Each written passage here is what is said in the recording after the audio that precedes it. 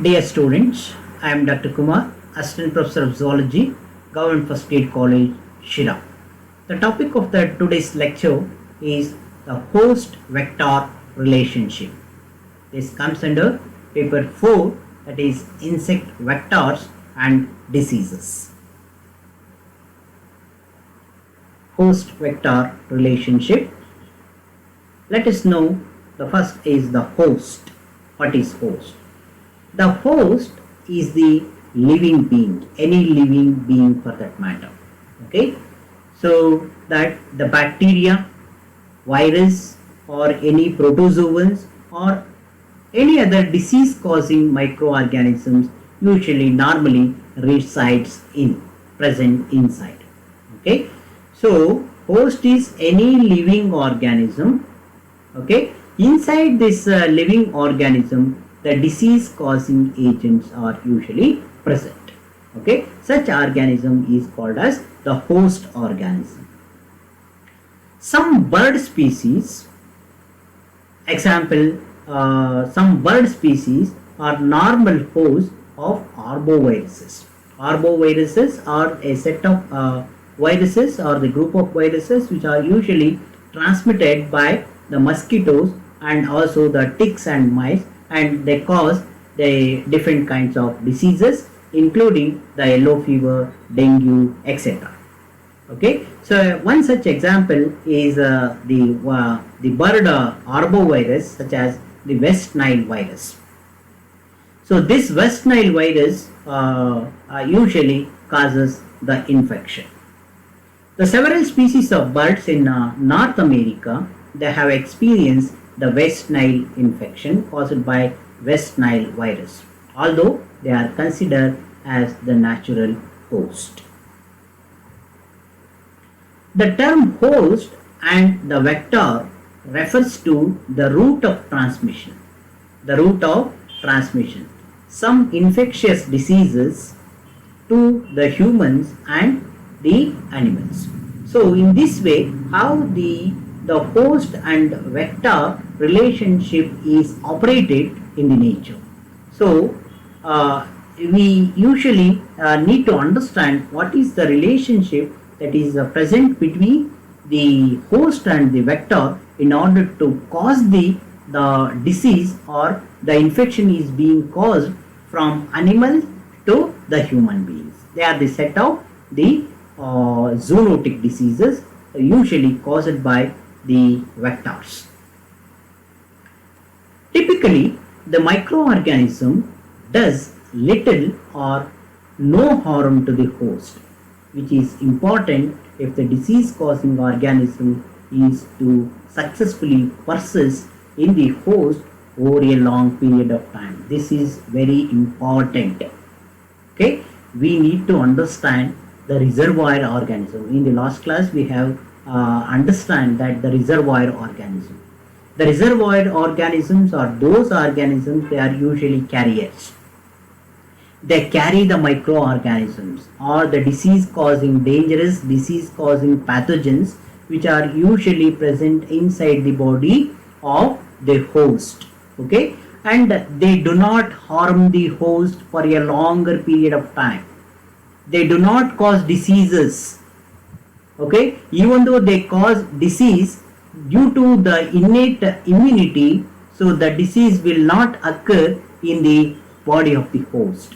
They serve as the effective reservoir organisms and they maintain this disease causing agent over a long period of time in the environment. Okay, so this is the meaning of that particular para.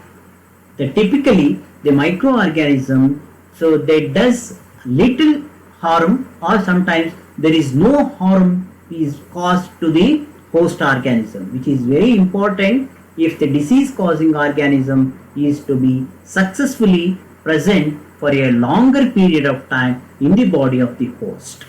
Okay, occasionally the host population maintains the organism.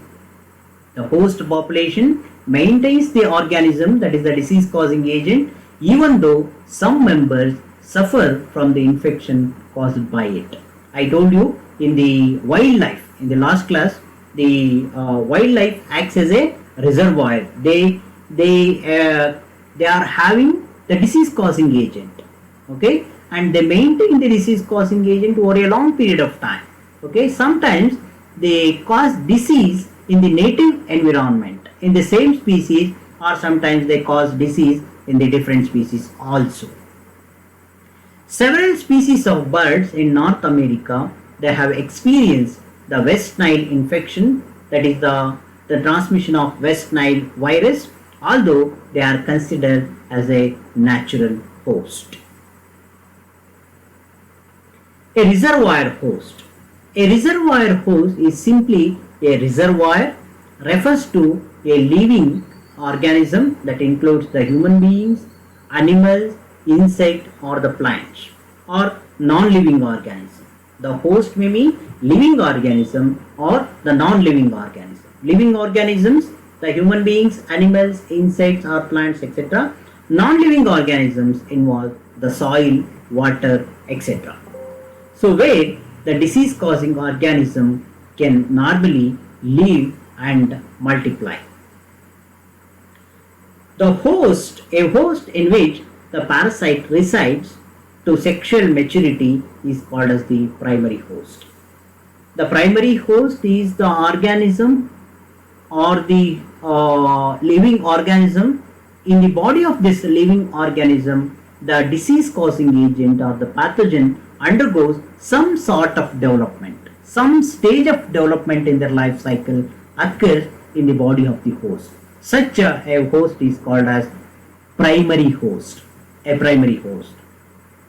And a host in which the parasite spends only a part of its life cycle and does not reach sexual maturity.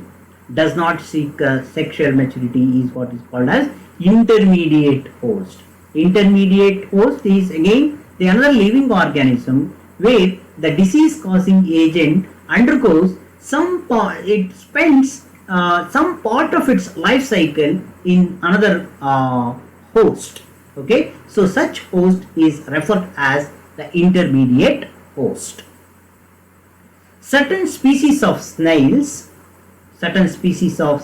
for example, so they are the intermediate host of the cystoma larvae that are responsible for causing the disease bilharzia in human beings.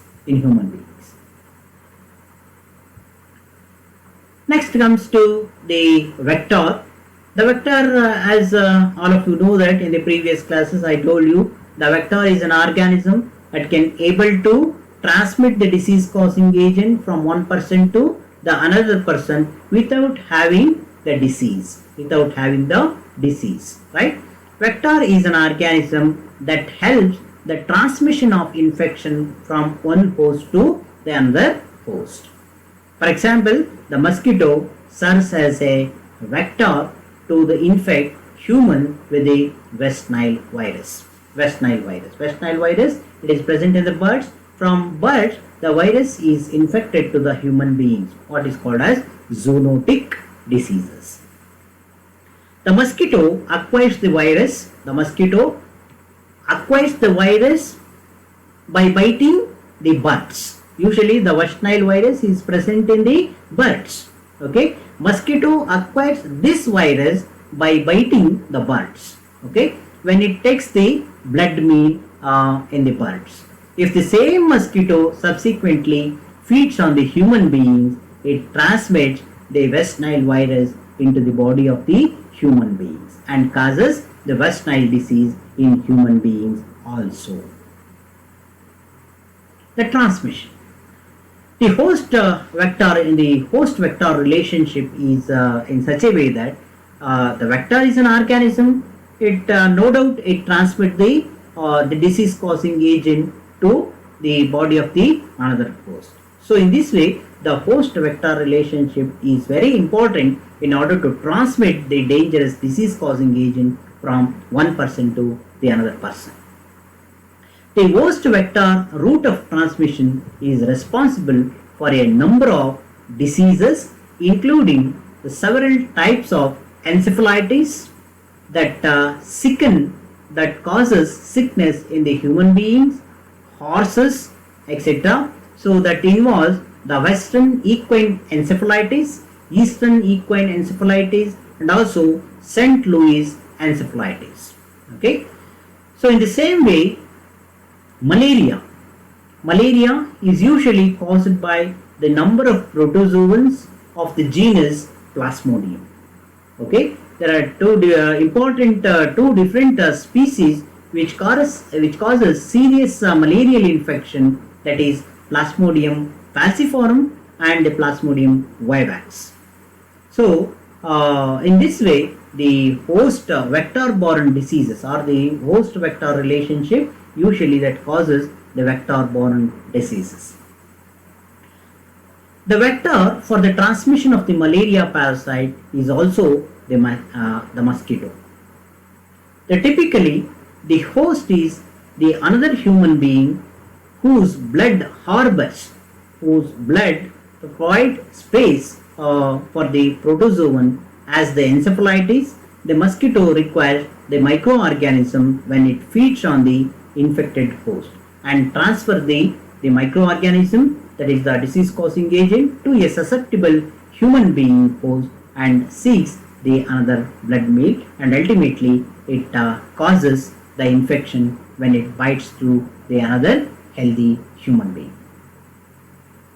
Mosquitoes also functions as a vectors in the transmission of arbovirus species. Arbovirus species are a group of viruses which are usually transmitted through the vectors, that is the mosquito and also the other vectors like flies, mites and fleas, ticks, etc.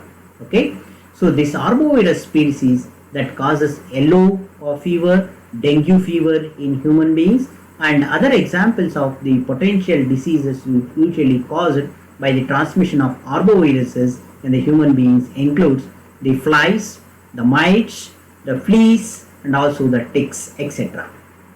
The host vector route of disease transmission occurs globally in the environment. One example is again the malaria, which is associated with the equatorial regions. Malaria's influence is quite huge.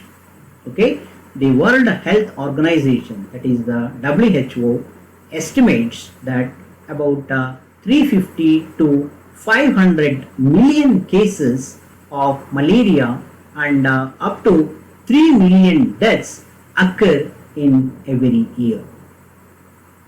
The other vector-borne diseases can be present even in the colder climates also. For example, the West Nile disease usually increasing in Canada. So this is all about the host vector relationship in causing or in transmitting the dangerous disease causing agent from one organism to the another organism, and the relationship is very crucial in transmitting the disease from one individual to the another individual. Thank you.